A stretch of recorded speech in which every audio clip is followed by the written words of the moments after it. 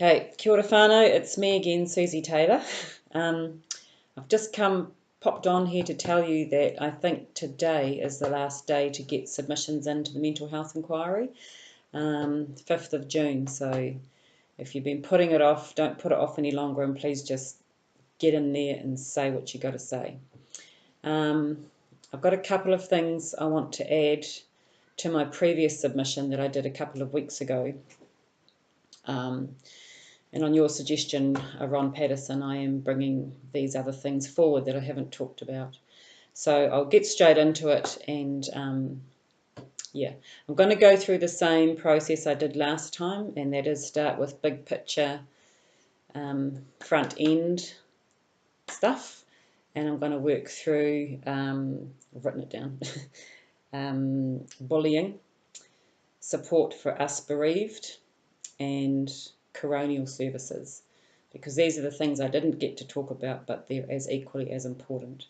So the front end big picture stuff I'd like to add to my first submission around cleaning up our environment and making our environment healthier is we need to adopt at government level a bipartisan approach. And what I mean by that is regardless of whether National or Labour get in power, we need a thick base that they can't touch, and then we can start moving forward, because historically Labour have been building state houses and National have been selling them off.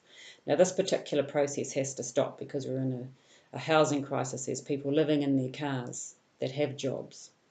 So Sweden has it, and I'm going to shame out New Zealand against Sweden, because we need to start paying attention to our Scandinavian, our Nordic countries, because they are investing in prevention, because they know if they prevent things from happening, it's a less costly process on the nation.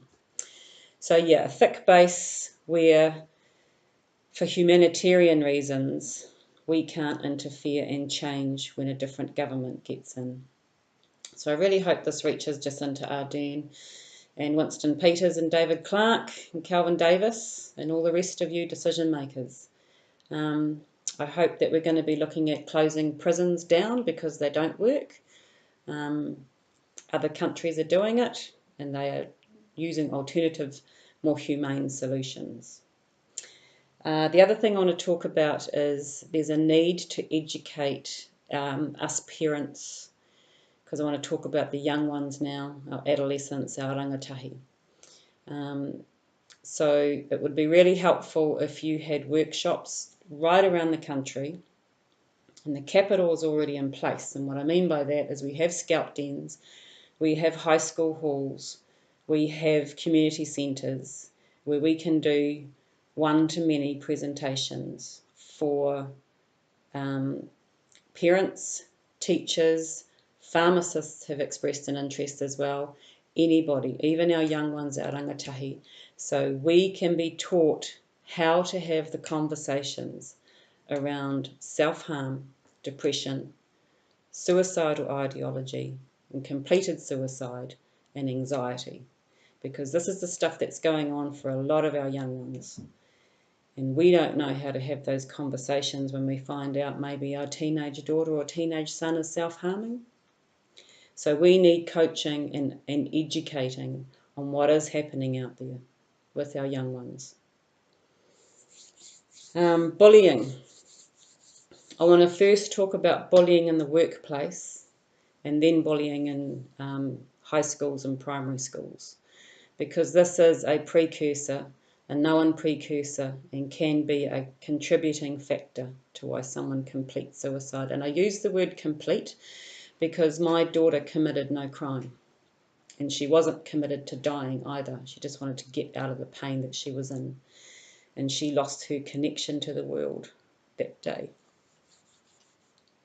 So bullying in the workplace is rife in New Zealand, and that's largely due to people getting put into management positions who don't know how to deal with the intricacies of managing people, and they're inadequate and they become bullies. So there needs to be, on policy level again, I recently wrote a letter to a board of directors about bullying that was happening in the workplace, and it was their CEO that was bullying. Now, they ignored it. They sent me a letter back and ignored it.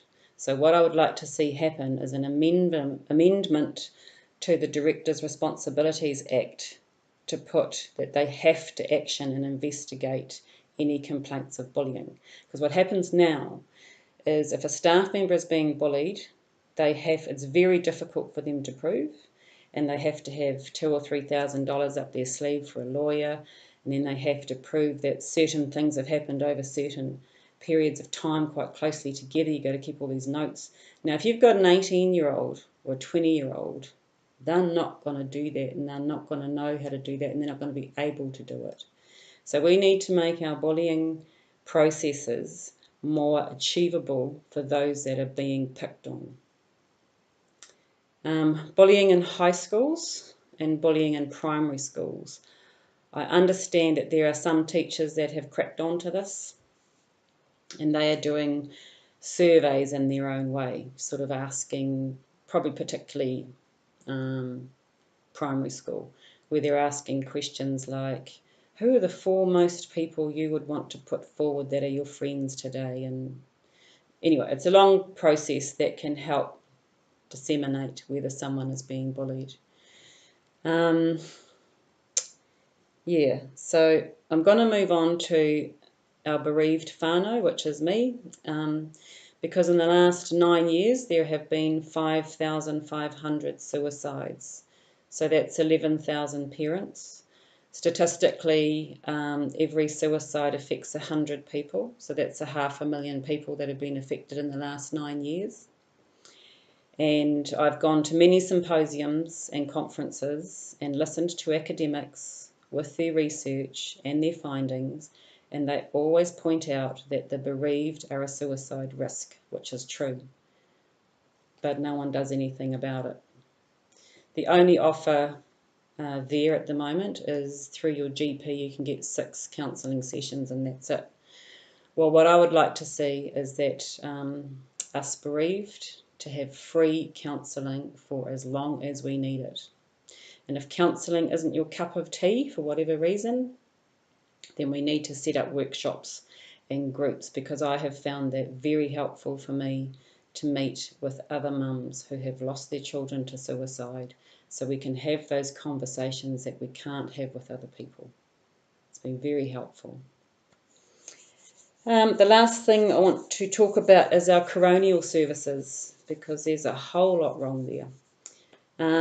For the sake of our Māori and Pacifica brothers and sisters, we need to get our loved ones home as soon as we can, so we can start our grieving process in our own way. Now, this isn't happening.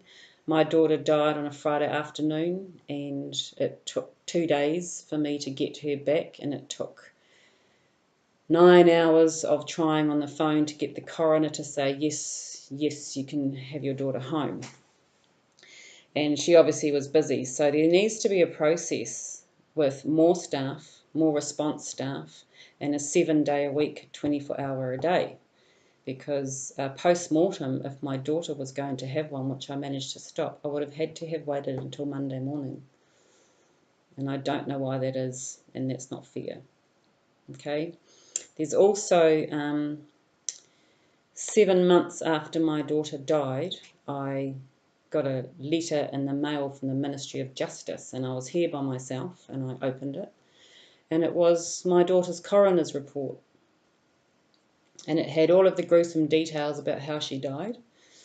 But in the very first paragraph, it said that your daughter died by blah, blah, blah, and this is public knowledge and can be subject to the media. I mean, this is what needs to happen there, whānau, is we need to have, again, an advocate. A phone call would have been really handy for someone to talk to me, to let me know that this report is on its way, and give me the option of, would I like to come in and see someone, or would you like someone to come and see you and hand deliver it, or would you like it just to go in the post? because we weren't given any of that. And these coronial services are part of the law that's in place. So you need to have some responsibility for it afterwards. Okay. One last thing I want to share with you is last Friday night I went to Ngongataha shops. There's about 15 shops. It's a small village. And I went to order my Indian takeaway, and there was a gentleman sitting outside the shops, as there often is. And so I gave him a bit of money, and I asked him if I could sit and talk with him while I was waiting for my my dinner. And he said yes. And I'll call him Patrick, I suppose. He doesn't look like a Patrick, but anyway. And we talked for a bit, and I was asking him, he's living in a halfway house not far, so that made me feel a bit better that he wasn't completely homeless. And then he said to me, I have been in and out of institutions, mental institutions, Suzy, because I keep hearing voices, and they're not very nice voices. And I have tried to take my own life quite a few times. So I asked Patrick, he's probably about my age or a bit older, I don't know. And I asked Patrick, what does the staff do with you in these mental institutions when you try and take your own life? And he said, they throw me in, they lock me up and drug me up. Now that is the last thing that should be happening to our vulnerable, particularly if he's hearing voices. And if it's a matter of a staffing problem, get more staff, and get staff that have the heart for what they're doing, because these people are just broken, and half the time there's not really anything wrong with them except they've just had too much trauma, that they need to have a whole lot of kindness and a whole lot of understanding, not to be locked up in a cell. They didn't actually do anything wrong. So this is the end of my second submission and final submission. Thank you for listening. I can't wait to hear about your rollout of this mental health inquiry. This promising panel of 6.